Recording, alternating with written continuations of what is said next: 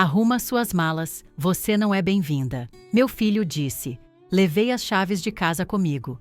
Meu filho Denis estava na minha cozinha, a mesma cozinha onde eu tinha feito bolos de aniversário para ele por 37 anos, e me entregou um saco de lixo para colocar meus pertences, enquanto sua esposa, Renata, filmava tudo no celular, provavelmente para o advogado deles. Arruma suas malas, mãe. Você não é bem-vinda aqui mais, ele disse, com a voz tão fria quanto o vento de julho sacudindo as janelas que eu mesma tinha vedado no outono passado. O que eles não sabiam era que eu já tinha arrumado as malas 3 semanas atrás, logo depois de ter transferido a escritura para o nome da minha irmã e esvaziado o fundo fiduciário de 11 milhões de reais que eles achavam que estava no meu nome. Se você está assistindo a isso, se inscreva e me diga de onde você está vendo. Deixe-me voltar um pouco e contar como eu acabei parada naquela cozinha, vendo meu único filho me tratar como uma invasora na casa que eu paguei com 43 anos, dando aulas de ciências no ensino fundamental. 6 meses atrás, eu era Doroteia Chen, 71 anos, viúva recente, vivendo sozinha, mas me virando muito bem na casa colonial de 4 quartos na Rua das Acácias, 447, em Ribeirão Preto, São Paulo. Meu marido Paulo tinha falecido 14 meses antes de um ataque cardíaco repentino, me deixando com a casa, o seguro de vida dele de 4 milhões de reais, e o que eu pensava ser uma família amorosa para me ajudar a superar meu luto. Denis morava a 40 minutos de distância, em Campinas, com Renata e meus 2 netos, Érica, 16, e Lucas, 13. Depois que Paulo morreu, Denis começou a visitar com mais frequência. No começo, fiquei tocada com a preocupação dele. Ele aparecia aos domingos de manhã com pão de queijo da padaria do seu Zé, o lugar onde Paulo e eu íamos todo fim de semana. Ele se sentava à mesa da cozinha, bebendo café na caneca favorita de Paulo, aquela com a frase desbotada, melhor pai do mundo, que Denis tinha dado a ele 20 anos atrás, e perguntava como eu estava me virando. Mãe, você sabe que não precisa fazer isso sozinha, ele dizia, com seus olhos castanhos, tão parecidos com os do pai, cheios do que eu confundi com preocupação genuína. Essa casa é grande demais para uma pessoa só. Tantas escadas, a manutenção, a limpeza da piscina. Lembra quando a Dona Maria caiu no inverno passado? Ela ficou sozinha por 6 horas até alguém encontrá-la. A questão é que o luto te deixa vulnerável de maneiras que você não percebe até que alguém se aproveite disso. Eu estava dormindo talvez 3 horas por noite, esquecendo de comer, me pegando parada em cômodos, me perguntando por que eu tinha entrado ali. Alguns dias eu usava o casaco de Paulo o dia todo só para sentir o cheiro do perfume dele ainda grudado na lã. Então, quando Denis sugeriu que eu considerasse opções, eu realmente ouvi. Renata começou a vir com ele, sempre vestida com o blazer de corretora de imóveis dela, mesmo nos fins de semana, carregando pastas e panfletos. Doroteia tem uns condomínios para idosos lindos abrindo, ela dizia, espalhando folhetos brilhantes na minha mesa de jantar como cartas de tarô prevendo meu futuro. Olha esse aqui, Recanto da Terceira Idade. Eles têm hidroginástica, biblioteca, passeios organizados para a Aparecida. Não seria divertido? Os panfletos todos traziam as mesmas fotos de banco de imagens. Pessoas de cabelos grisalhos rindo, jogando xadrez, fazendo yoga, jogando cartas. Ninguém nessas fotos parecia ter sido enxotado para lá pelos filhos. Ninguém parecia ter chorado no travesseiro do marido morto às 3 da manhã. Mas eu não estava pronta. Eu disse a eles que precisava de tempo, e eles pareceram entender. Denis batia na minha mão e dizia: "Claro, mãe, sem pressa. A gente só quer o melhor para você." O ponto de virada foi em outubro, 4 meses atrás. Eu estava tendo tonturas. Nada sério, só minha medicação para a pressão precisando de ajuste. Mas Denis insistiu em me levar para ver o doutor. Marcos Holanda, um geriatra especialista que ele tinha encontrado. "O melhor do estado, mãe. Ele vai cuidar bem de você." O consultório do doutor. Holanda ficava em um prédio médico que cheirava a desinfetante e derrota. Ele tinha uns 45 anos, com têmporas grisalhas que pareciam precoces e mãos macias demais, como se nunca tivesse trabalhado um dia na vida. Ele fez exames, me fez perguntas sobre minha rotina diária, me fez desenhar relógios e lembrar de sequências de palavras. Coisa normal, eu pensei. Dona Doroteia, ele disse, juntando as mãos na mesa como se fosse rezar por mim. Estou preocupado com um certo declínio cognitivo que estou vendo. Estágios iniciais, nada grave ainda, mas essas coisas progridem. Seu filho expressou preocupações sobre sua capacidade de administrar seus negócios de forma independente. Eu senti como se tivesse sido empurrada de um penhasco. Que preocupações? Eu estou bem. Eu equilibro meu talão de cheques. Eu dirijo. Eu sou voluntária na biblioteca 2 vezes por semana. Denis se inclinou para a frente na cadeira ao meu lado. Mãe, você esqueceu o aniversário da Érica no mês passado. Você me ligou 3 vezes em um dia perguntando sobre o remédio do pai. E o pai já se foi há mais de 1 ano. Será que eu tinha? Os dias se misturavam às vezes, mas não acontecia isso com todo mundo na minha idade? Aos 71, você acumulou tantas memórias que às vezes elas se atropelam, como fotos demais em um álbum. Foi aí que eles começaram o ataque total. Denis começou a aparecer sem avisar, muitas vezes quando eu estava de pijama ou não tinha arrumado o cabelo. Renata documentava tudo com o celular dela. Só estou registrando as coisas, ela dizia quando eu pedia para ela parar de me filmar, tentando lembrar onde eu tinha colocado meus óculos de leitura. Eles começaram a encontrar problemas em todo lugar. A pilha de jornais que eu estava querendo reciclar virou comportamento de acumuladora. O iogurte vencido na minha geladeira era negligência perigosa. Quando eu admiti que estava pedindo comida para a viagem quase todas as noites em vez de cozinhar, virou evidência de que eu não conseguia cuidar de mim mesma. Mãe, Denis disse uma noite em novembro, com aquela voz condescendente que eu tinha ouvido ele usar com os filhos quando eles eram pequenos. A gente precisa conversar sobre procuração, só por precaução. Se alguma coisa acontecer, alguém precisa poder tomar decisões por você. Eu deveria ter percebido ali. Deveria ter reconhecido o lobo em pele de cordeiro. Mas a solidão e o luto te deixam burra.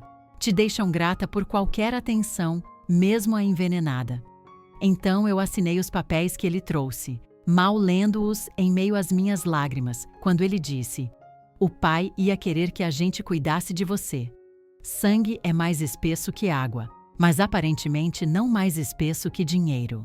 Na segunda-feira, depois do feriado da Proclamação da República, eu ouvi a conversa telefônica que mudou tudo. Denis tinha vindo me ajudar com as compras da Black Friday online. Ele estava no escritório de Paulo, e eu estava levando café para ele. O creme de avelã que ele gostava, 2 colheres de açúcar, do jeito que eu fazia desde que ele tinha 16 anos. E era legal demais para admitir que a mãe dele o conhecia tão bem. A porta estava entreaberta, e a voz dele chegava clara no corredor. Marcos, eu preciso que você revise a avaliação. Deixe mais definitivo. Não, eu não me importo com o que os exames mostraram de verdade.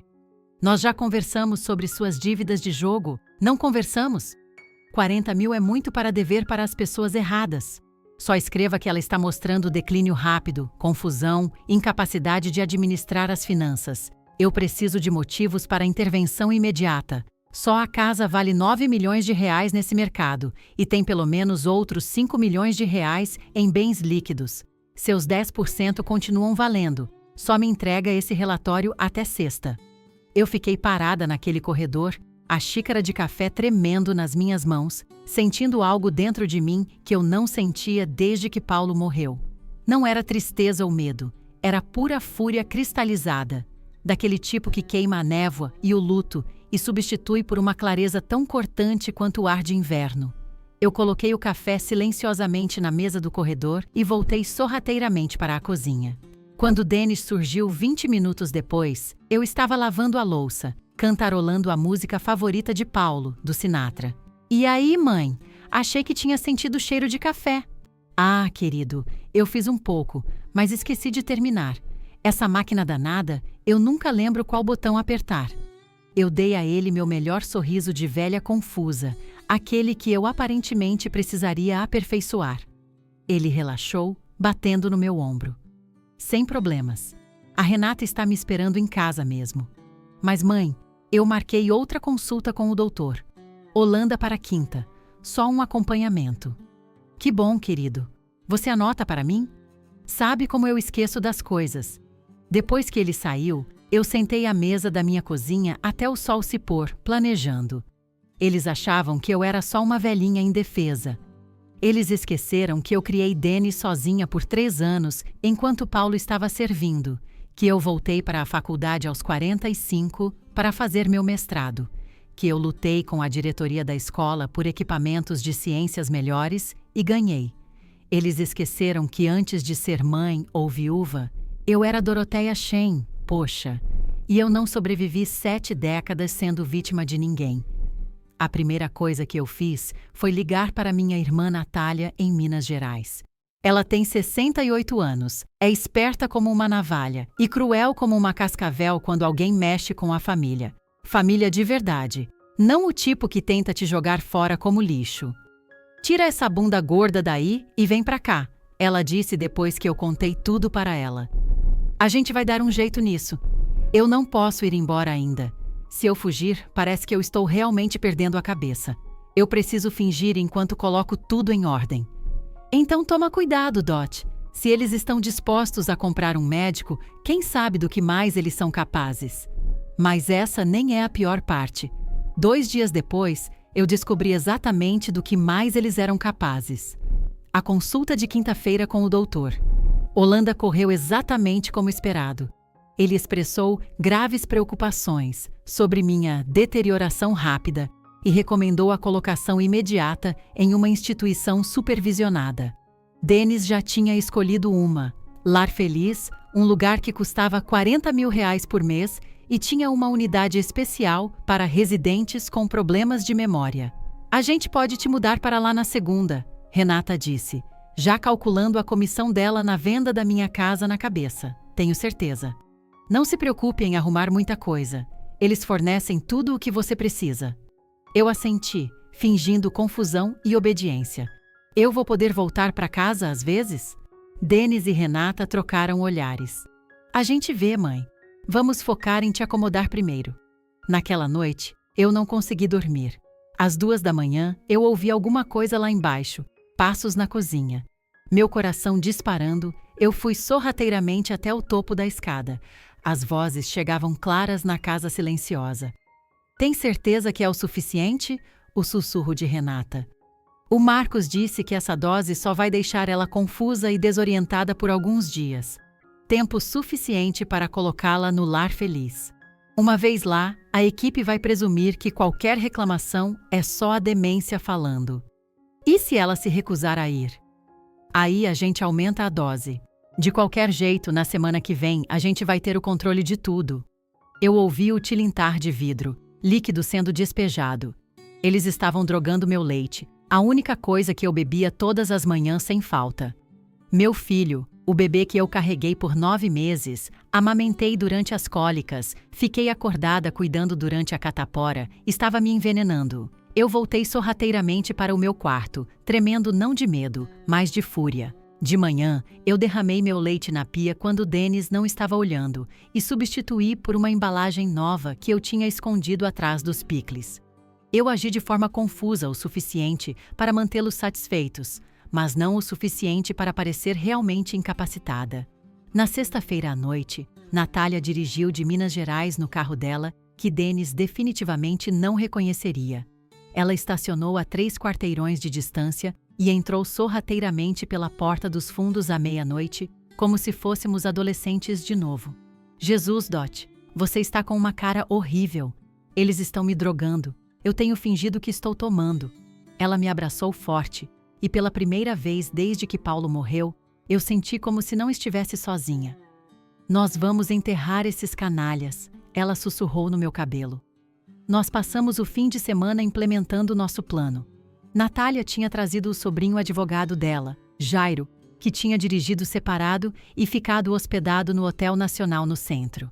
Enquanto Denis achava que eu estava cochilando, eu estava na verdade no meu quarto com Jairo, assinando documentos para transferir minha casa para Natália, liquidar minhas contas e estabelecer um fundo fiduciário que Denis não poderia tocar.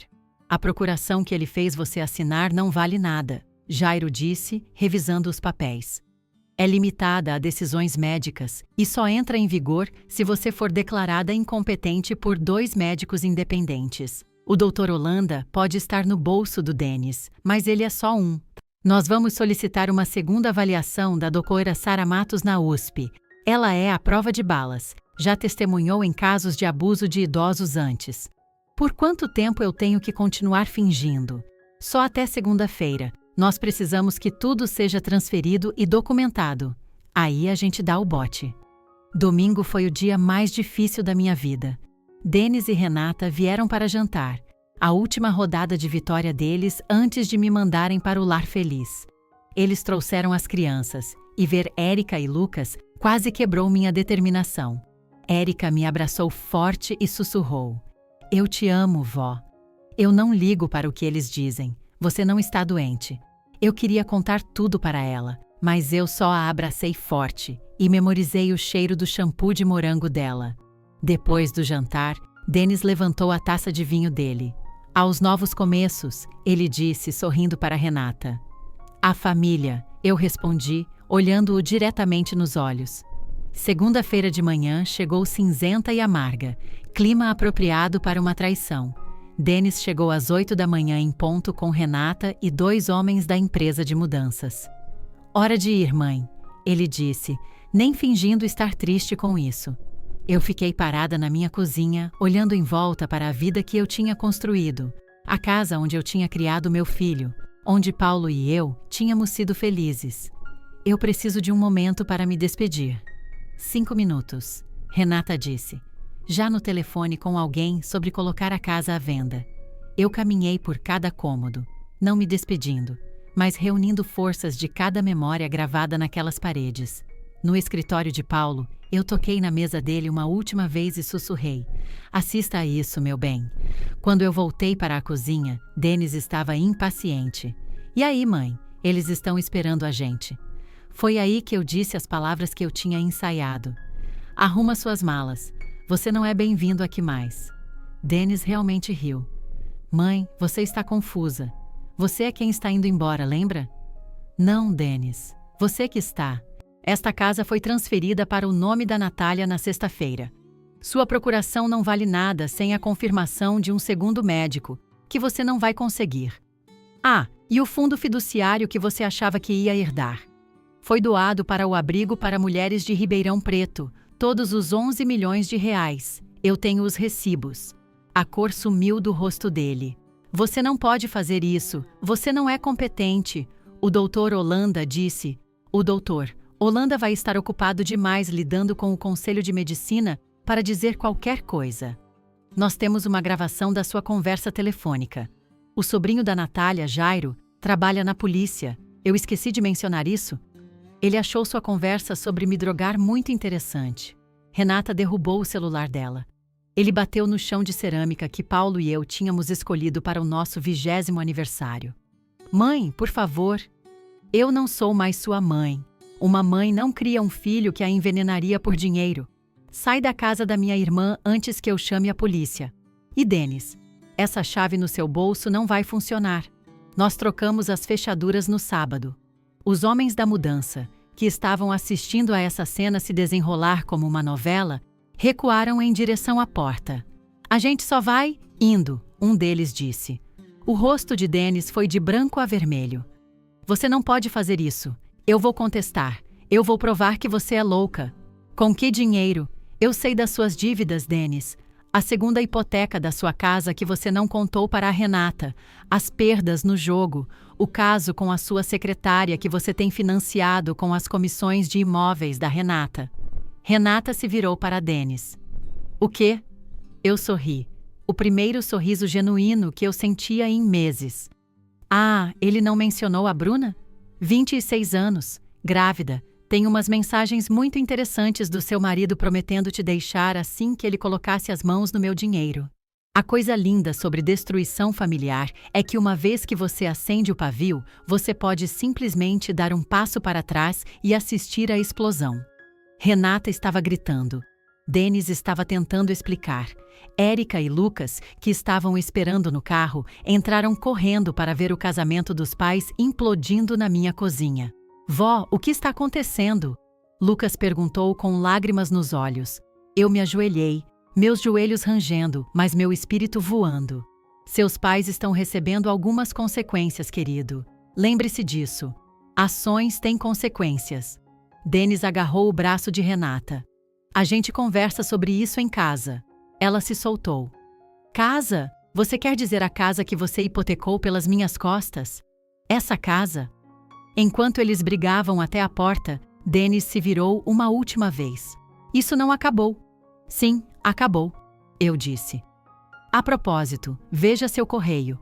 Você foi notificado. Tentativa de abuso de idoso, fraude, conspiração para cometer envenenamento. Jairo diz que você está enfrentando de 5 a 10 anos. Talvez você possa dividir uma cela com o doutor, Holanda.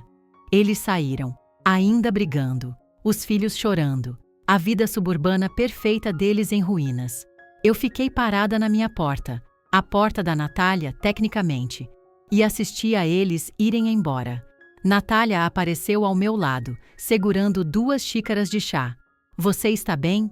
Estou melhor do que bem. Estou livre. As 3 semanas seguintes foram um turbilhão de procedimentos legais. O doutor Holanda foi preso depois que a evidência gravada de Jairo foi apresentada à polícia. Ele cedeu imediatamente, confessando tudo para conseguir um acordo judicial. Denis foi preso no escritório dele, na frente de todos os colegas, o que foi um toque agradável.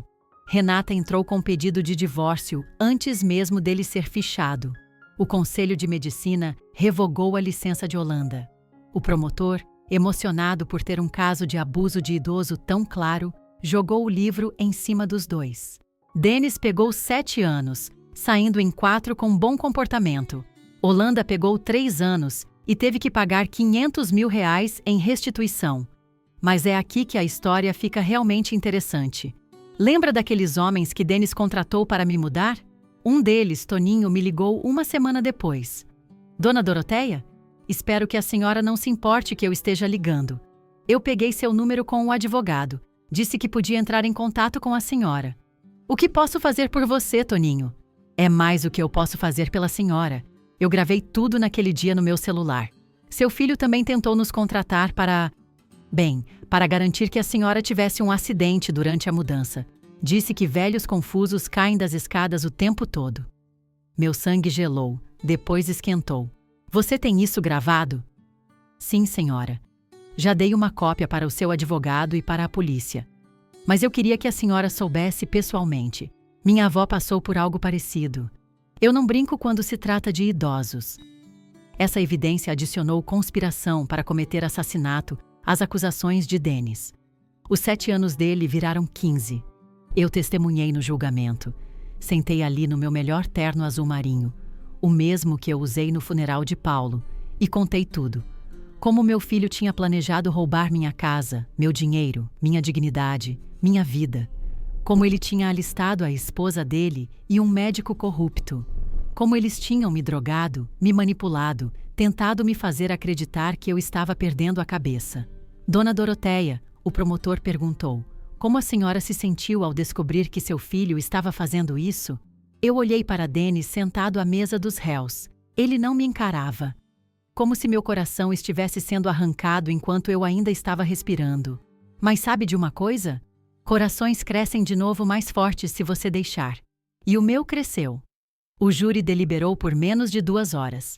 Depois do julgamento, Érica e Lucas pediram para morar comigo. Renata, lidando com falência por causa do divórcio e seus próprios problemas legais, acabou que ela estava roubando dos clientes de imóveis dela também, não pôde se opor. Eles se mudaram para minha casa. Natália me passou a escritura de volta assim que tudo foi resolvido. E nós começamos a nos curar juntos. Érica, agora com 17, quer ser advogada. Para proteger pessoas como você, vó, ela diz. Lucas, com 14, é mais quieto sobre tudo isso. Mas ele me abraça todas as manhãs e diz, te amo, vó, amor de verdade, não o falso. Na minha idade, você aprende que família não é sangue. Família são as pessoas que te apoiam quando apoiar não é fácil. Natália, que dirigiu a noite toda para me salvar. Jairo, que usou sua experiência jurídica para me proteger. Toninho, que escolheu a integridade em vez de um pagamento. Até a doutora Sara, que testemunhou que eu era esperta como um raio e chamou as ações de Denis de o abuso de idoso mais hediondo que ela tinha encontrado em 30 anos de prática. Eu sou voluntária no abrigo para mulheres agora, aquele que recebeu minha doação. Eu dou aulas de autodefesa, sim, aos 71. Eles acham que somos fracas porque somos velhas, eu digo para as outras mulheres. Mas nós sobrevivemos a tudo que a vida jogou em nós. Nós não somos fracas, somos armas com experiência. Na semana passada, eu recebi uma carta de Denis na prisão. Ele queria perdão, disse que tinha encontrado Deus, estava fazendo terapia, todas as coisas que os prisioneiros dizem quando querem alguma coisa. Eu li 2 vezes, depois usei para acender a lareira. Paulo sempre disse que eu era mesquinha quando provocada. Ele estava certo. Renata se mudou para o Mato Grosso do Sul para morar com a mãe dela. Ela manda pensão alimentícia, mas nunca visita. As crianças não se importam. Ela nunca estava realmente presente mesmo, Érica me disse. 14 anos de maternidade e foi nisso que deu. Filhos que não sentem sua falta quando você se foi. A esposa do doutor. Holanda se divorciou dele e pegou tudo no acordo. Ela me mandou uma cesta de frutas com um bilhete. Obrigada por expor quem ele realmente era. Eu estou livre agora também. A gente toma café às vezes. Ela é adorável quando não está casada com um criminoso. A casa está cheia de vida de novo. Os amigos de Érica vêm para estudar. Lucas entrou para o clube de robótica e constrói coisas no escritório de Paulo. Eu estou ensinando os dois a cozinhar. Comida de verdade. Não os jantares congelados que Denis e Renata davam para eles. Os jantares de domingo são barulhentos e bagunçados e perfeitos. Natália se mudou para cá no mês passado. Alguém precisa ficar de olho em você, ela disse. Mas, na verdade, ela estava solitária em Minas Gerais.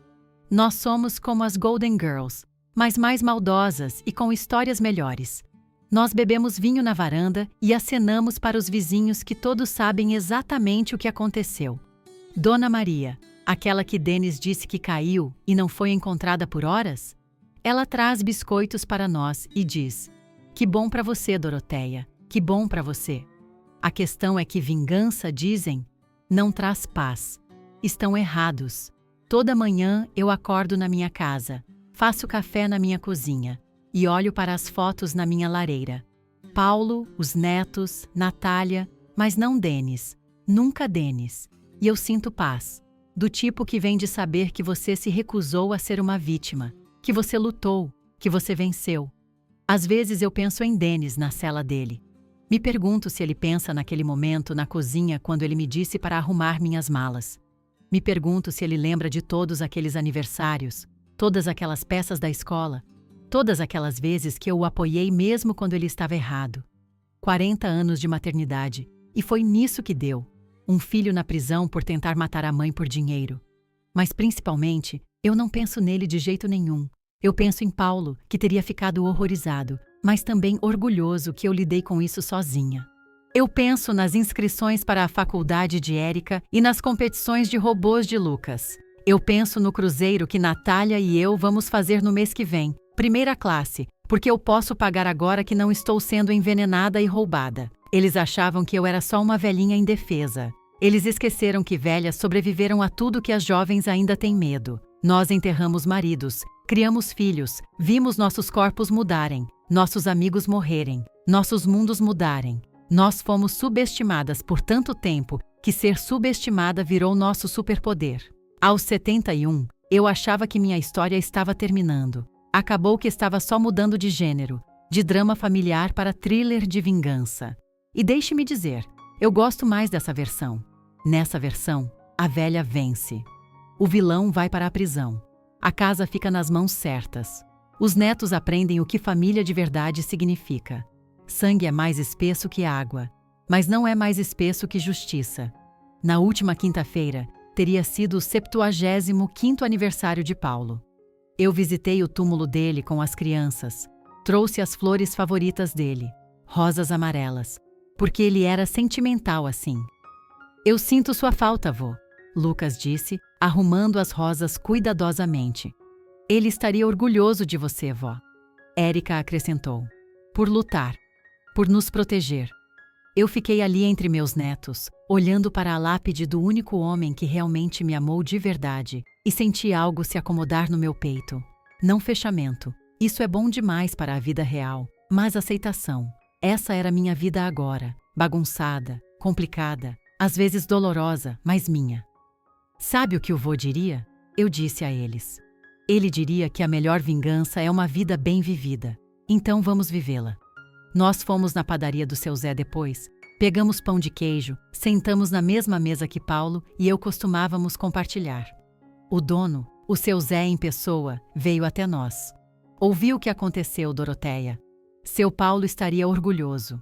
Ele teria lidado com isso de forma diferente. Eu disse. Talvez, mas você lidou com isso perfeitamente. Perfeito. Uma palavra tão estranha para algo tão doloroso. Mas talvez ele estivesse certo. Talvez haja uma maneira perfeita de lidar com a traição. Com força, estratégia e rancor suficiente para te manter indo. A verdade é que eu não só sobrevivi ao que Denis fez comigo.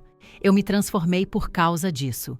Descobri que eu era mais forte do que eu sabia, mais esperta do que eles acreditavam, mais corajosa do que eu me sentia. 71 anos, e eu finalmente me tornei a mulher que eu sempre deveria ter sido. Não a mãe, a viúva ou a vítima de alguém, mas Doroteia Shen, sobrevivente e lutadora. As crianças estão indo bem na terapia. Todos nós vamos, separados e juntos. Aprendendo a confiar de novo, a acreditar em família de novo. Dr. Kim, nossa terapeuta, diz que nós estamos redefinindo nossa narrativa familiar. Eu digo que nós estamos escrevendo um final melhor para uma história que saiu dos trilhos. Érica entrou para a USP com antecedência. Ela vai estudar direito, quer se especializar em casos de abuso de idosos. Por sua causa, vó, ela diz. Mas, na verdade, é por causa dela. A força dela em escolher a verdade em vez dos pais, a justiça em vez de sangue. Lucas está construindo um robô que ajuda idosos com tarefas diárias. Ele o chamou de Paulo, para que o vô ainda possa ajudar as pessoas, ele explicou. E eu tive que sair da sala para chorar onde ele não pudesse ver. Natália e eu estamos planejando vender a casa no ano que vem. Muitas memórias, boas e ruins. Nós estamos procurando apartamentos perto da praia. Em um lugar que o Denis não possa nos encontrar quando ele sair. Natália brinca, mas não é realmente uma brincadeira.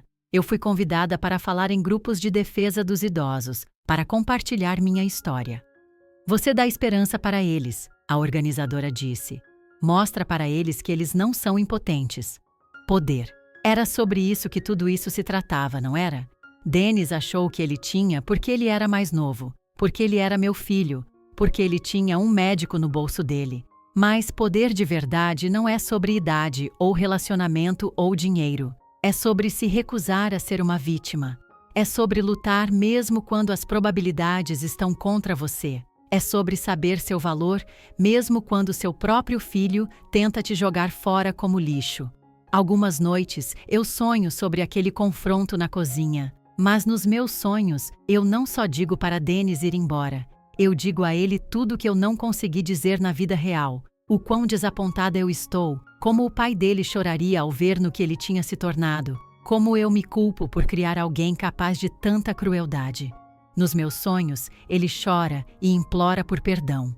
Na realidade, ele só foi embora, e isso tem que ser o suficiente. Já se passaram 6 meses desde que tudo aconteceu. As cerejeiras estão florescendo na Rua das Acácias. Dona Maria e eu caminhamos todas as manhãs. 2 velhas que se recusam a ser estatísticas.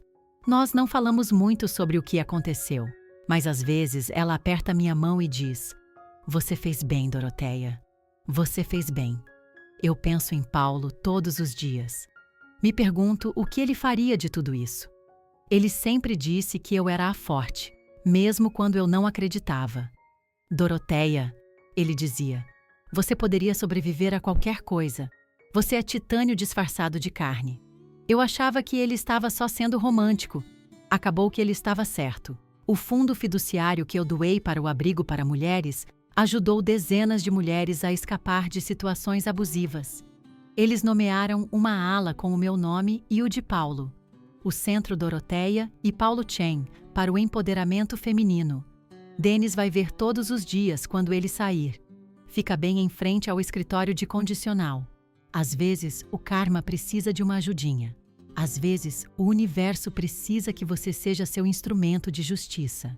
Às vezes, ser uma mulher de 71 anos que todo mundo subestima é exatamente a arma que você precisa. Renata ligou na semana passada. Primeira vez desde o divórcio. Ela estava chorando, disse que estava arrependida, disse que ela nunca quis que as coisas fossem tão longe. Eu ouvi, então disse: Renata, você me filmou de pijama para usar contra mim no tribunal.